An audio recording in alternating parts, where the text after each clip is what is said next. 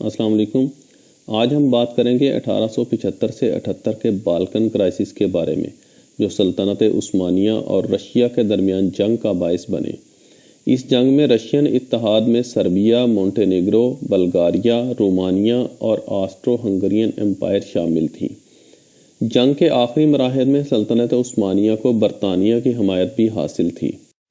اس topic کو بہتر طریقے سے سمجھنے کے لیے ضروری ہے کہ آپ کرائمین وار کے ٹائٹل سے ہماری پچھلی ویڈیو بھی دیکھیں، جس کا لنک آپ کی اسکرین پر شو ہو رہا ہے۔ ان کرائسس اور جنگ کے عوامل میں سب سے پہلی چیز یہ تھی کہ بالکنز کے اندر سلطنت عثمانیہ کا کنٹرول 19ویں صدی میں لگاتار کم ہو رہا تھا۔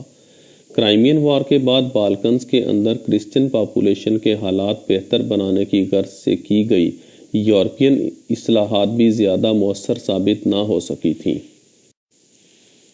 رشیا نے اپنے جو علاقے 1853 سے 56 کی کرائمین وار کے نتیجے میں کھو دیے تھے، ان کو دوبارہ حاصل کرنے کی تگ و دو میں لگا ہوا تھا اور بلیک سی تک رسائی حاصل کرنے کے لیے بھی کوشاں تھا۔ ان مقاصد کو حاصل کرنے کے لیے اس نے سلطنت عثمانیہ کے خلاف بالکن سٹیٹس کی سیاسی تحریک کو سپورٹ کرنا شروع کر دیا۔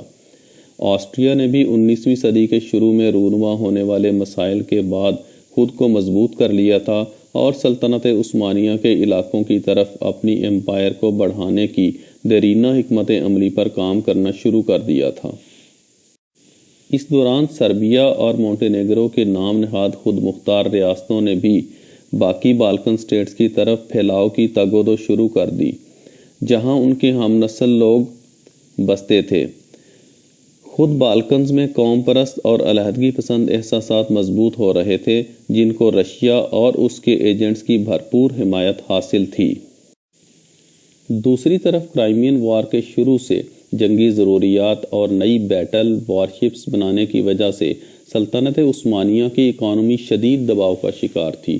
اسی دوران انیٹولیا میں 1873 میں خشک سالی اور 1874 میں سیلاب کی وجہ سے قحط واقع ہو گیا تھا، جس کی وجہ سے سلطنت عثمانیہ میں عدم اطمینان کی کیفیت طاری ہو گئی تھی۔ اس خشک سالی اور قحط کی وجہ سے زرعی پیداوار میں شدید کمی واقع ہوئی، جس کی وجہ سے مطلوبہ ٹیکسز اکٹھے نہیں کیے جا سکے۔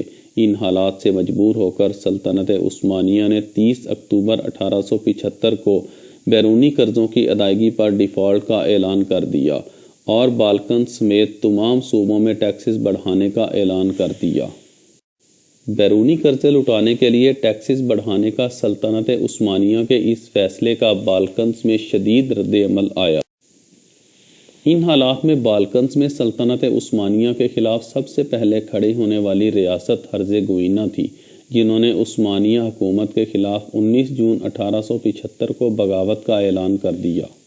ہرزیگوئینا کے نقش قدم پر چلتے ہوئے بلغاریہ اور میسیڈونیا میں بسنے والی بلغارین قوم نے بھی سلطنت عثمانیہ کے خلاف اپریل 1876 میں بغاوت کر دی۔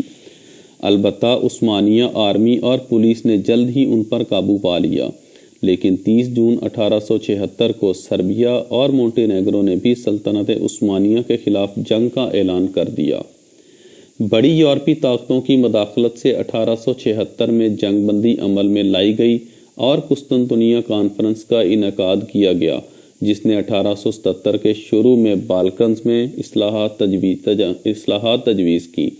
تاہم سلطنت عثمانیہ نے ان تجاویز کو ماننے سے انکار کر دیا۔ ان حالات کے نتیجے میں 15 جنوری 1877 کو رشیا اور آسٹریا نے ایک تحریری معاہدہ سائن کیا، جس کی غرض سے سلطنت عثمانیہ کے خلاف روسی جنگ کی صورت میں آسٹریا مداخلت نہیں کرے گا، جس کا پھل ان کو جنگ کے بعد سلطنت عثمانیہ کے کچھ علاقوں کی صورت میں دیا جائے گا۔ بالکنز میں اپنے سب سے بڑے حریف یعنی آسٹریا سے معاہدہ ہونے، بلغاریہ میں سلطنت عثمانیہ کے مظالم کی وجہ سے پورے یورپ میں پائے جانے والے عثمانیہ مخالف احساسات اور سلطنت عثمانیہ کے قسطنطنیہ ایگریمنٹ کو جھٹلانے کا فائدہ اٹھاتے ہوئے رشیا کو سلطنت عثمانیہ کے خلاف اعلان جنگ کرنے کا بھرپور موقع مل گیا۔ 12 اپریل 1877 کو رومانیہ نے ترکوں پر حملے کی غرض سے رشیا کی فوج کو اپنے علاقوں سے گزرنے کی اجازت دے دی، 24 اپریل 1877 کو رشیا نے سلطنت عثمانیہ کے خلاف اعلان جنگ کر دیا اور اس کی فوجیں رومانیہ میں داخل ہو گئیں، جس کے نتیجے میں ترکوں نے دانوب دریا پر واقع رومانیہ کے شہروں پر بمباری شروع کر دی۔ اس بمباری کے نتیجے میں 10 مئی 1877 کو رومانیہ، جو کہ سلطنت عثمانیہ کی ایک پرنسپیلٹی تھی، اس نے آزادی کا اعلان کر دیا۔ شروع کی لڑائیوں میں شدید نقصان اٹھانے کی وجہ سے رشیا نے رومانیہ کو جنگ میں شامل ہونے کی درخواست کی اور 24 جولائی 1877 کو رومانیہ کی افواج ڈانوب دریا کراس کر کے روسی افواج کے ساتھ مل گئیں۔ رشیا کے دانوب دریا کراس کرنے کے رد عمل میں ترکی جنرل عثمان نوری پاشا نے 19 جولائی 1877 کو قلعہ نما شہر پلیونا، جو اب پلیون کے نام سے مشہور ہے، اس میں اپنی فوجیں اکٹھی کر لیں۔ اسی دن روسی افواج بھی پلیونا پہنچ گئیں، جن کے ساتھ بعد میں رومانوی افواج بھی مل گئیں، اور یوں پلیونا محاصرے میں آ گیا۔ 9 اگست 1877 کو سلیمان پاشا نے عثمان پاشا کی مدد کرنے کی کوشش کی، لیکن روسی اور رومانوی افواج نے اس کو شپکا پاس پر روک دیا۔ پلیونا قلعے میں سپلائز کم ہونے کے نتیجے میں عثمان پاشا نے محاصرہ توڑنے کی کوشش کی۔ 9 دسمبر 1877 کو آدھی رات کو اس نے روسی اور رومانوی افواج کے 2 میل لمبے دفاع پر حملہ کر دیا اور ان کی پہلی دفاعی لائن کو توڑنے میں بھی کامیاب ہو گیا، لیکن ٹانگ میں گولی لگنے کی وجہ سے زخمی ہو گیا اور آخر اس کو اپنی فوج کے ساتھ پلیونا واپس جانا پڑا۔ اگلے دن عثمان پاشا نے ہتھیار ڈال دیے اور یوں پلیونا روسی اور رومانوی افواج کے قبضے میں چلا گیا۔ اس موقع تک رشیا کی مالی امداد کے نتیجے میں سربیا نے بھی دوبارہ ترکوں کے خلاف جنگ کا اعلان کر دیا تھا۔ رشیا نے آخری حملے کے نتیجے میں شپکا پاس کے علاقے میں باقی ماندہ ترک افواج کو بھی ختم کر دیا تھا اور اپنی پیش قدمی جاری رکھتے ہوئے رشین افواج نے تاشکیسن کی لڑائی میں بھی ترکوں کو شکست سے دوچار کر دیا اور صوفیہ کے اہم شہر پر قبضہ کر لیا۔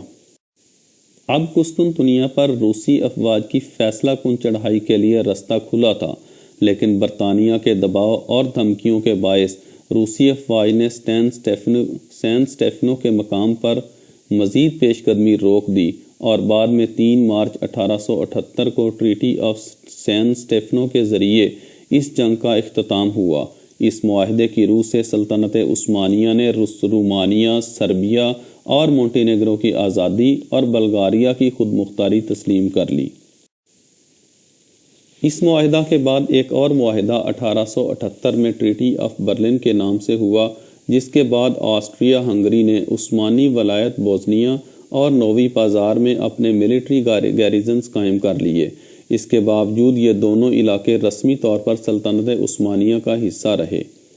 1908 میں ہونے والی ینگ ترک ریولوشن کے ذریعے پھیلنے والی افراتفری سے فائدہ اٹھاتے ہوئے 5 اکتوبر 1908 کو بلغاریہ نے رسمی طور پر آزادی کا اعلان کر دیا۔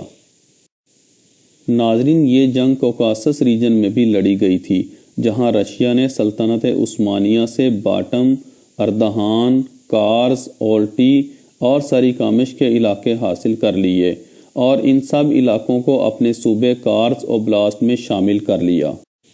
اگرچہ سلطنت عثمانیہ کا بہت بڑا علاقہ اس جنگ کے نتیجے میں اس سے چھن گیا تھا، لیکن اس کے باوجود یورپ میں ترکوں کو اثر و رسوخ ابھی بھی باقی تھا اور مڈل ایسٹ یعنی مشرق وسطیٰ میں بھی ان کا کافی کنٹرول باقی تھا۔ اگر آپ کو ہماری یہ ویڈیو پسند آئی ہو تو آپ اسی سیریز کی پچھلی تمام ویڈیوز بھی اپنی اسکرین پر شو ہونے والی پلے لسٹ کے ذریعے دیکھ سکتے ہیں۔ ناظرین، ہمارے چینل کو سبسکرائب کرنا ہرگز نہ بھولیے گا۔ اگلی ویڈیو تک دیجیے اجازت۔ اللہ حافظ۔